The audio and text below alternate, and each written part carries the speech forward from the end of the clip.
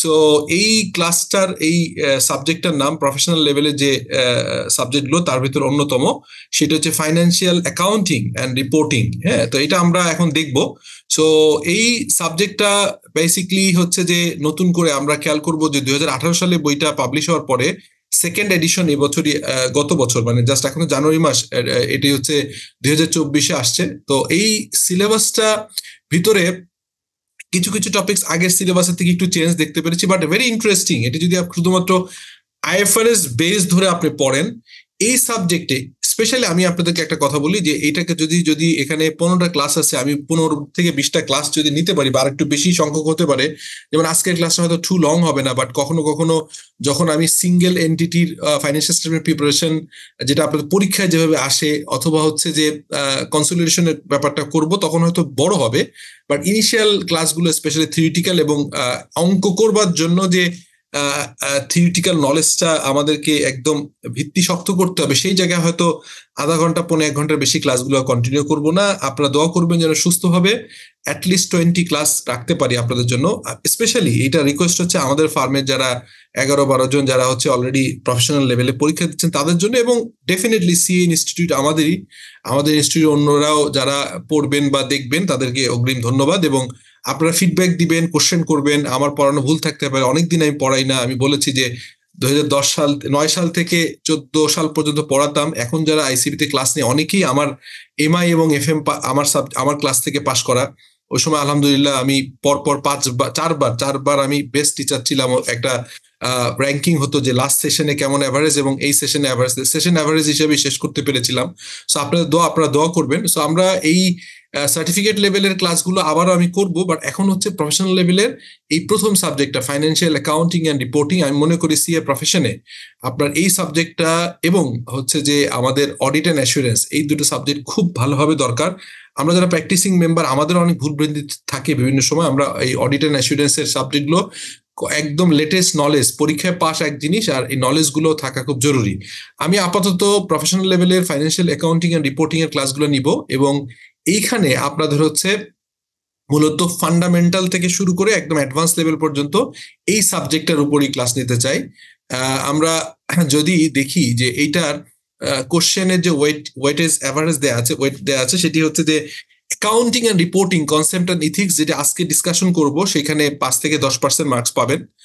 আর single entity financial statement, এই concept ছাড়া আবার ফাইন্যান্সিয়াল স্টেটমেন্ট তৈরি করা যাবে না। সো এখানে 50 থেকে 60%, এবং কনসোলিডেটের জন্য একটা অঙ্ক হয়তো 25 থেকে 30 অঙ্ক প্লাস থিওরি। এবং ফাইনালি হচ্ছে public sector financial reporting and accounting.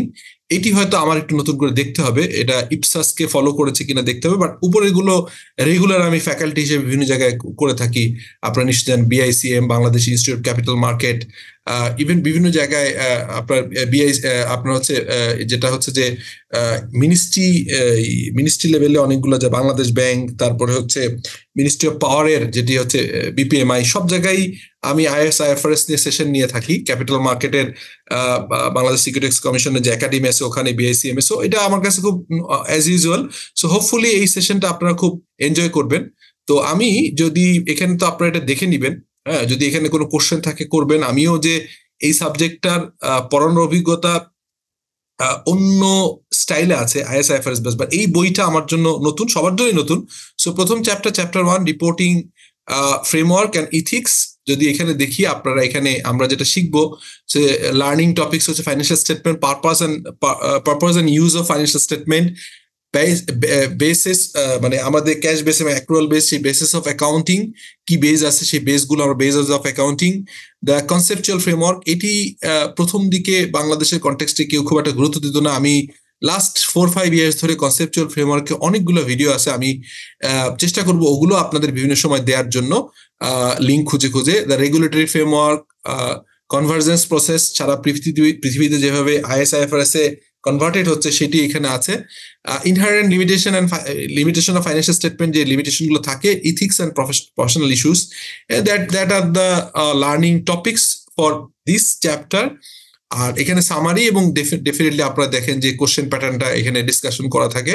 So chapter guidelines, আমরা এখানে ফাইন্যান্সিয়াল স্টেটমেন্ট দেখবো, all component required for the financial statement, এটা আমরা দেখবো। Purpose and use of financial statement আমরা অলরেডি ডিসকাস করেছি। বেসটা হচ্ছে ক্যাশ বেস এবং অ্যাক্রুয়াল বেস। আমরা মূলত accrual base conceptual framework, the regulatory framework, other regulatory framework যেটা আছে আমরা দেখবো এটি।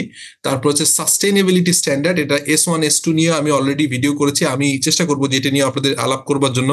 সম্ভবত গত এক পরীক্ষা আগে আমি আপনাদের আমাদের আইসিবির কোশ্চেনে কিন্তু অলরেডি S1 S2 থেকে কোশ্চেন দেখেছিলাম। কনভার্জেন্স প্রসেস, এটিতে অলরেডি আমি যেটা আইডিয়া দিয়েছি। ইনহারেন্ট লিমিটেশন, এটা আমাদের থাকবে।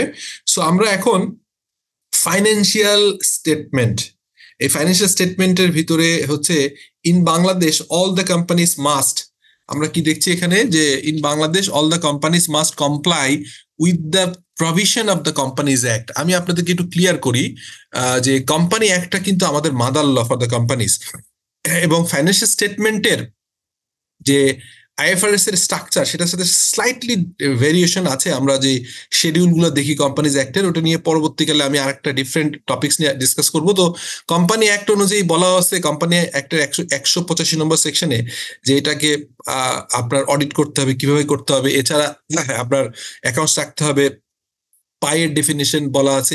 এছাড়াও আমরা দেখেছি 210 অনুযায়ী অডিট করতে হয়, 210 এবং 212, এবং কখনো কখনো স্পেশালি আপনার হচ্ছে যে রেকর্ড কিপিং, এই বিষয়গুলো সবগুলো কিন্তু কোম্পানি অ্যাক্টে বলা আছে। সো কোম্পানি অ্যাক্টটাও আপনার আরেকবার আপনারা নিশ্চয়ই জানেন যে রিভাইজ হবে। তো আপাতত যে কোম্পানি অ্যাক্ট আছে সেটি হচ্ছে 1994 সালের company act, amended up to 2020 সালের নভেম্বর, ওইটাই আমরা জানি। In Bangladesh financial statement must prepare in accordance with IFRS standard. They must also give a true and fair view. True and fair view আমরা যারা অডিট প্রফেশন আছে আমরা সবাই জানি। সো এটা নিয়েও সামনে যখন আসবে আমরা ডিটেইলে আলাপ করব। এনটিটি কনসেপ্টটা আছে আমরা জানি। Most accounting requirement are written with a view to use by type of accounting entity. হ্যাঁ, আমরা যদি দেখি ইনক্লুডিং কোম্পানিজের জন্য একরকম হয়। কোম্পানিজ আমরা জানি আপনার হচ্ছে একটা হচ্ছে প্রাইভেট লিমিটেড কোম্পানি, যেটাকে পিভিটি এখন বলা হচ্ছে, পাবলিক লিমিটেড কোম্পানিকে পিএলসি, আরেক ধরনের কোম্পানি আছে যেটাকে বলে ওপিসি, 1% কোম্পানি। এই কোম্পানির জন্য একরকম হবে। Other form of organization like such as পার্টনারশিপের জন্য কিন্তু আমাদের আইএফআরএস স্ট্যান্ডার্ড রাখতে হবে, কারণ এটা পায়ের ডেফিনিশন বা অন্য জায়গায় বলা আছে।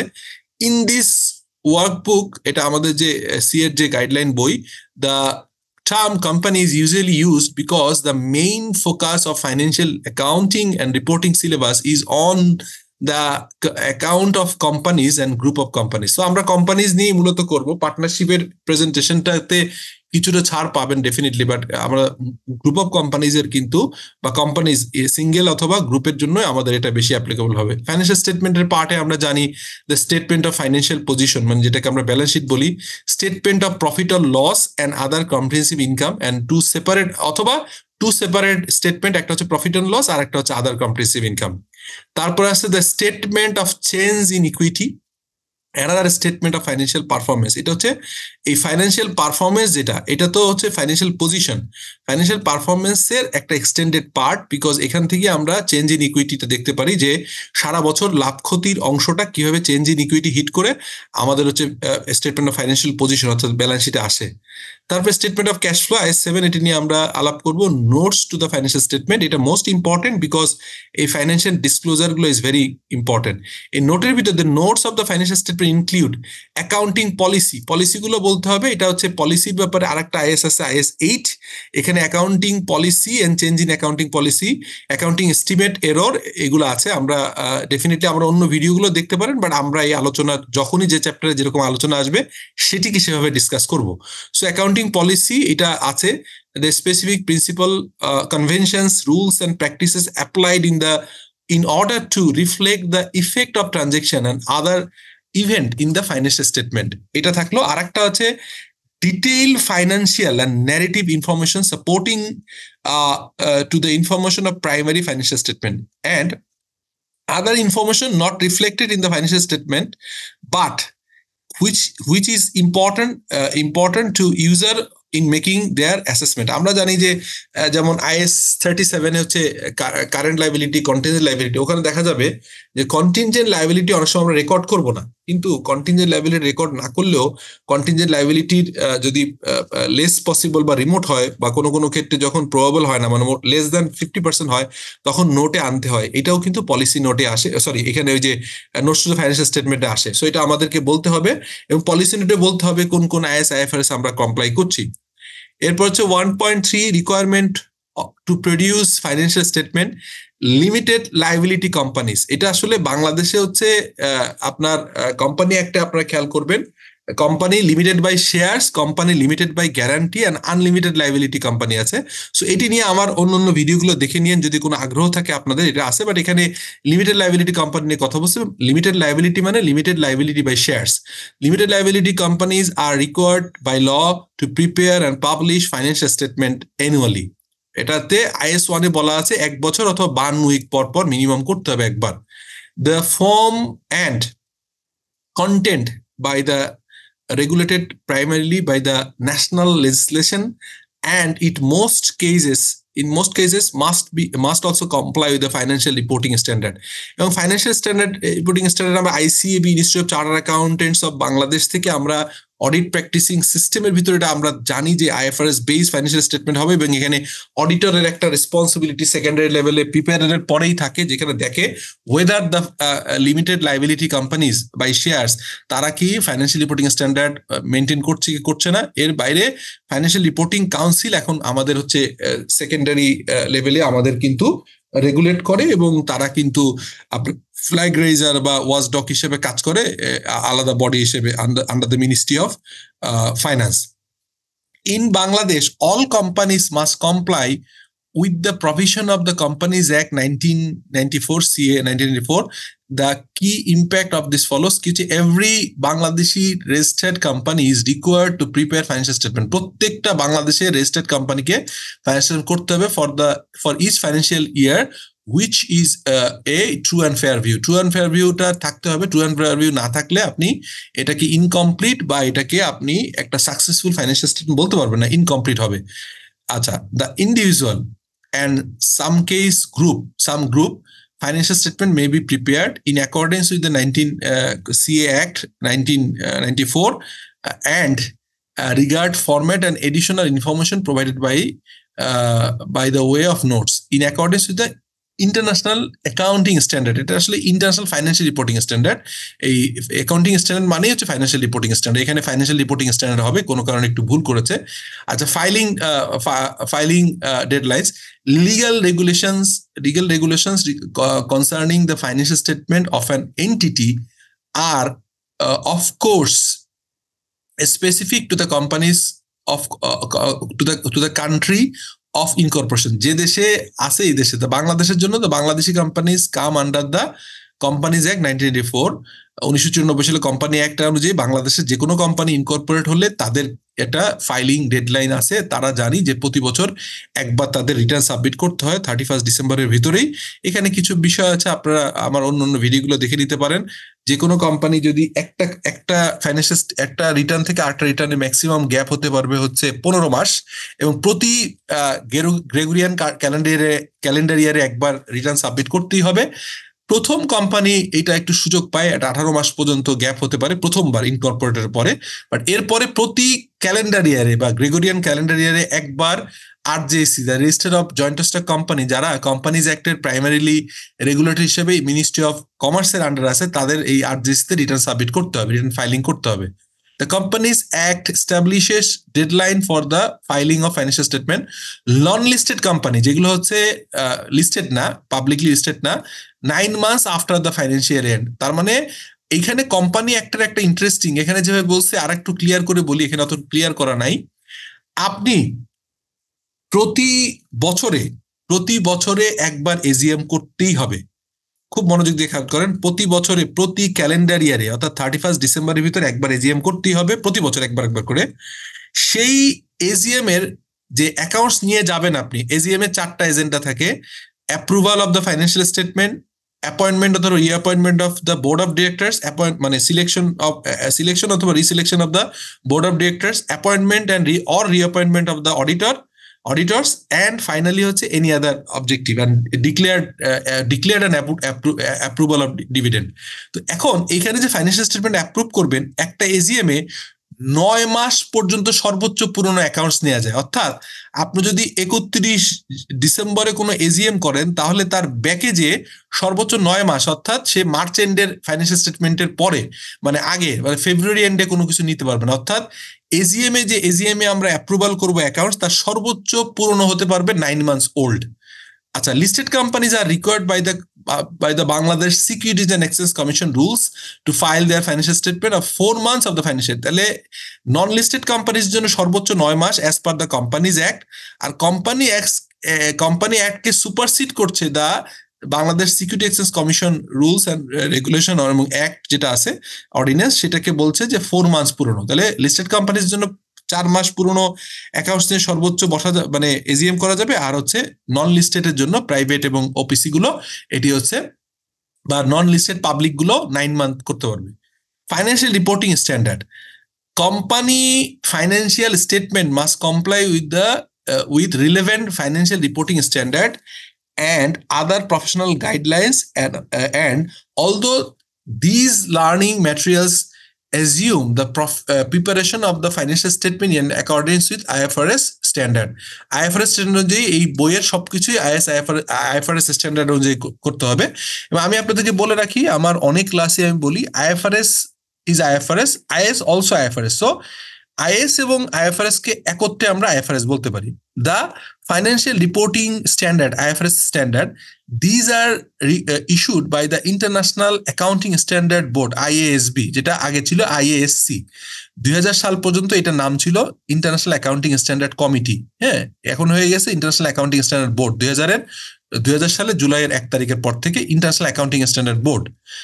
Bangladeshi companies whose securities are traded in the regulated public market, যেমন Dhaka stock exchange or Chittagong stock exchange must prepare their accounts in accordance with IFRS standard. IFRS standard করতে হবে। এবার বারবার আমরা ট্রু অ্যান্ড ফেয়ার বলছেন, তো ফেয়ার প্রেজেন্টেশন বলতে কি বোঝায় IAS 1 অনুযায়ী? এখানে বলা হচ্ছে as per IAS 1, presentation of financial statement required financial statement to present fairly the financial position and performance of the entity. Financial position মানে ব্যালেন্স শিট, আর পারফরমেন্স মানে হচ্ছে ইনকাম স্টেটমেন্ট, যেটাকে আমরা বলছি statement of profit or loss and other comprehensive income, এবং change in equity, এটাও কিন্তু extended part of performance. So এটাকে আমাদের IAS 1 অনুযায়ী আমাকে প্রেজেন্ট করতে হবে ফেয়ারলি। এটাকে বলতে হবে ফেয়ারলি, প্রেজেন্ট ফেয়ারলি।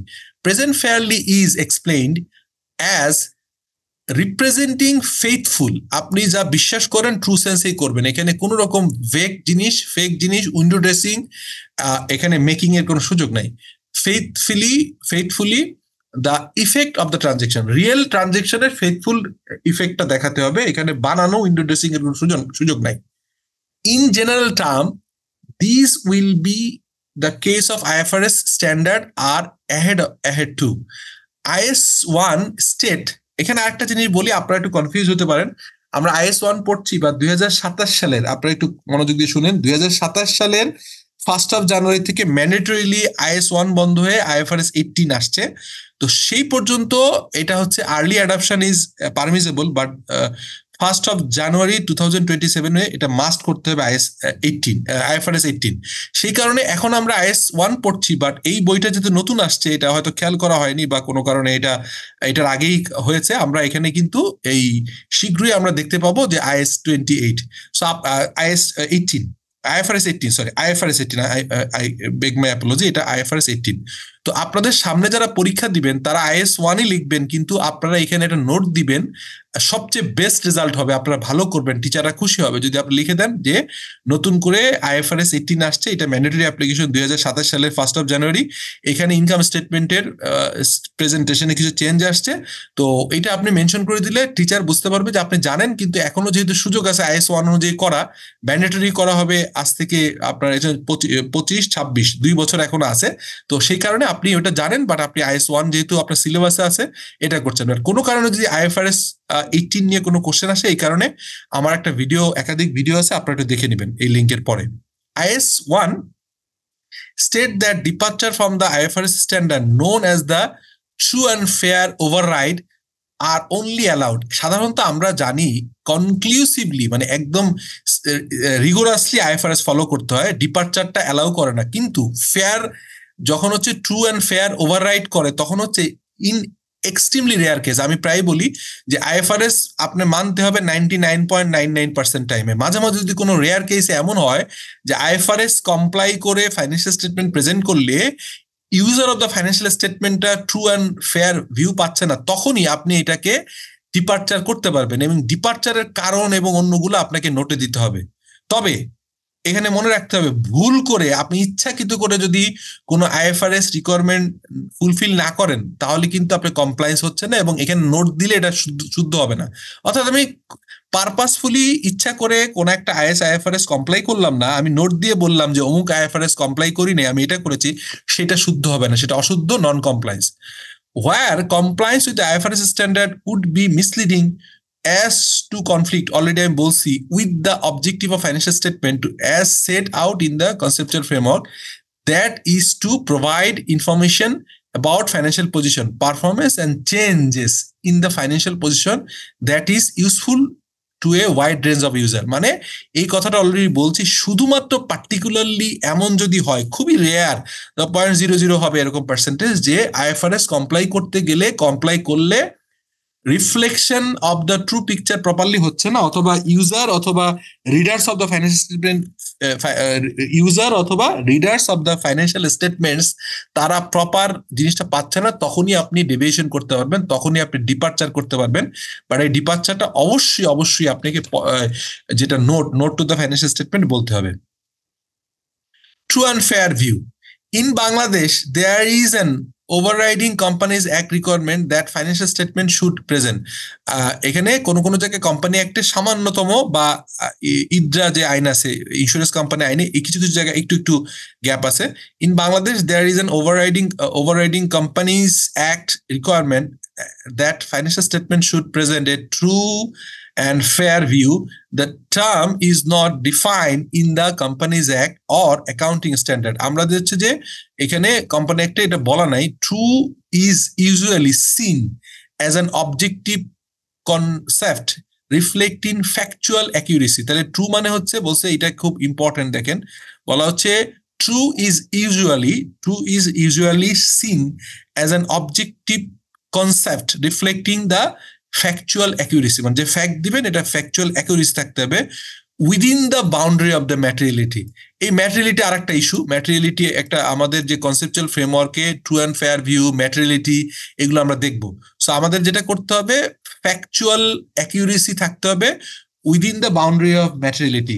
ছোট ইম্যাটেরিয়াল ইস্যুগুলোর ক্ষেত্রে প্রযোজ্য না হলেও মোস্টলি আপনার মোস্ট অফ দ্য কেসে এবং অলমোস্ট সব ক্ষেত্রেই within the boundary of the ম্যাটেরিয়ালিটি আপনাকে ফ্যাক্ট মানে কনসেপ্ট অফ রিফ্লেক্ট করতে হবে ফ্যাকচুয়াল অ্যাকিউরেসি। আরেকটা আছে, এটাতে গেল ট্রু। আর ফেয়ারনেস হচ্ছে, fairness usually seen as meaning that the view given in is objective and unbiased. প্রথম হচ্ছে যে আপনি অ্যাকচুয়াল ফ্যাক্টটা প্রেজেন্ট করবেন, এটাই হচ্ছে আপনার ট্রু।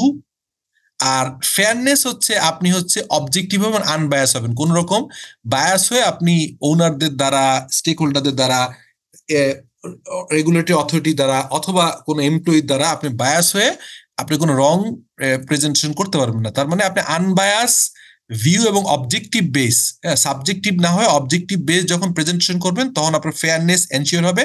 আর ফ্যাকচুয়াল অ্যাকিউরেসি যখন মেনটেন করবেন, তখন ট্রু হবে। তাহলে ট্রু অ্যান্ড ফেয়ার বুঝলাম যে factual accuracy with objective and unbiased presentation. হ্যাঁ, এটা notes.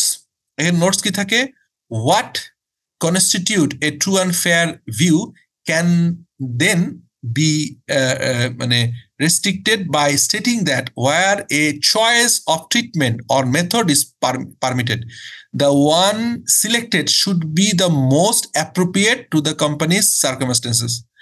The restriction is likely to ensure compliance with the spirit and understanding intentions of requirements, not just with the letter of them. অর্থাৎ এখানে আমরা আরেকটা জিনিস বলবো, সেটা হচ্ছে যখন আমি IAS 8 পড়াবো তখন বলা হবে যে আপনি যে অ্যাকাউন্টিং পলিসিগুলো সেট করবেন, এটা true and fair view reflect করতে গেলে আপনার এই অ্যাকাউন্টিং পলিসিটা IFRS কনসেপচুয়াল ফ্রেমওয়ার্ক এবং IFRS অনুযায়ী করতে হবে। কোনো জায়গায় যদি কোনো পার্টিকুলার সিচুয়েশনে IFRS বা কনসেপচুয়াল ফ্রেমওয়ার্কে কিছু না থাকে, তখন আপনি আপনার বেস্ট জাজমেন্ট খাটিয়ে বোর্ডে পলিসি করে অ্যাপ্রুভ করে নিতে হবে, এবং সেটা অবভিয়াসলি আপনার CFO এবং ডেফিনেটলি পরে বোর্ড এবং ডেফিনেটলি হচ্ছে অডিটরকে অ্যাকসেপ্ট করতে হবে। সেকেন্ড হচ্ছে further restriction of the financial statement should B reflect the economic position of the company. Economic position হচ্ছে, এখানে আমরা জানি ইকোনমিক পজিশন হচ্ছে ব্যালেন্স শিট, এবং ইকোনমিক রিসোর্সেস হচ্ছে আমরা জানি ওনার্স ইকুইটি পার্ট থেকে আসে। এটা আমরা IFRS কনসেপচুয়াল ফ্রেমওয়ার্কে এই টার্মগুলো পাবেন, যেটা শুধুমাত্র অ্যাকাউন্টিং না, ইকোনমিক সেন্স থেকেও আসছে। ইকোনমিক্সের কিছু ডেফিনিশন চলে আসছে, যেমন হচ্ছে ক্যাপিটাল অ্যান্ড ক্যাপিটাল মেইনটেনেন্স সহ অন্যগুলো আমি এটা আলাপ করবো। Further restriction of the financial statement should be reflected the economic position of the company, thereby reflecting the substance of transaction commercial reality, not merely by legal form. মানে আমরা যে substance over form বলি, সেটার মানেই হচ্ছে যে সব সময় যে আপনি শুধুমাত্র লিগ্যাল ফর্ম থেকে করবেন তা না। আমরা অনেক ক্ষেত্রে দেখতে পাবো যে ধরেন লিগ্যালি আপনার নামে একটা অ্যাসেট আছে, বাট আপনি এটা যখন আরেকজনকে লিজ দিচ্ছেন, ক্যাপিটাল লিজ, এখন তো অপারেটিং লিজ দেওয়ার সুযোগ নাই, তখন ফ্যাকচুয়ালি আপনার কাছে থাকলেও যিনি লিজ নিচ্ছে উনিও কিন্তু এটাকে রাইট টু ইউজ অ্যাসেট দেখাচ্ছেন, উনি ডেপ্রিসিয়েশন বা অ্যামর্টাইজেশন চার্জ করছেন, এগুলো কিন্তু আছে। তো তার মানে সবসময় যে একদম রিয়েলি সাবস্টেন্সটা মানে লিগ্যাল ফর্ম হলেই সব করতে হবে তা না, কখনো কখনো প্রিভেইলিং সাবস্টেন্সটা প্রিভেইল করে, ওভাররাইড করে দেন লিগ্যাল ফর্ম। এটা খুব রেয়ার ক্ষেত্রে হয়, যখন হয় আমরা এটা দেখবো এবং এটা দেখে নিব। In most cases this will be achieve by adhering IFRS মানলে কিন্তু এই সাবস্টেন্স ওভার ফর্ম আপনাকে অটোমেটিকলি এটা আপনি হয়ে যাবে। Fair presentation and the true and fair override. The Companies Act 1994 requires the financial statement show a true and fair view. IAS 1 has a similar requirement, fair presentation. The true and fair view and fair presentation. IAS 1 permits an entity to depart from the IFRS standard if such a departure is required to satisfy the requirement of the fair presentation. আমি শুরুতেই বলছিলাম, only যদি কখনো মনে হয় fair presentation করতে যে কোথাও স্মল IFRS স্ট্যান্ডার্ড থেকে ডিপার্চার করতে হবে, এই ডিপার্চারটা অ্যালাউড রেয়ার ক্ষেত্রে, তবে ডেফিনেটলি এই রেয়ার ক্ষেত্রের জন্য আপনাকে নোট দিয়ে এটাকে ক্লিয়ার করতে হবে। This departure is commonly known as the true and fair view এর ওভাররাইড। মানে ট্রু অ্যান্ড ফেয়ার এর যদি ওভাররাইড করতে হয় তাহলে এটাই ডিপার্চার বলা হচ্ছে। ডিপার্চার ইজ সিনোনিমাসলি ইউজ হচ্ছে। আচ্ছা, where the true and fair override is invoked, আচ্ছা, IAS 1 requires disclosure। এই যে আমি বললাম, আমি বারবার আগে বলে ফেলেছি যে IAS 1 ডিসক্লোজ করতে বলছে of the particular of the departure, the reason for it, আমি অলরেডি বলেছি রিজনটা কি, এবং ফাইন্যান্সিয়াল ইফেক্ট। তার মানে যখনই আপনি কোনো রেয়ার কেসে যখন ট্রু অ্যান্ড ফেয়ার ভিউর ওভাররাইড হবে, ট্রু অ্যান্ড ফেয়ার ওভাররাইড হবে অথবা ডিপার্চার ফ্রম দ্য IFRS হবে, তখন আপনাকে ডেফিনেটলি ফাইন্যান্সিয়াল ডিসক্লোজার, ফাইন্যান্সিয়াল যে নোট টু দ্য ফাইন্যান্সিয়াল স্টেটমেন্টে আপনার ডিসক্লোজ করতে হবে ডিপার্চারের কেন, তার নেচারটা কি, কেন, এবং এটা করার কারণে ফাইন্যান্সিয়াল কি ইম্প্যাক্ট হয়েছে, এটাকে আপনাকে নোটে বলতে হবে।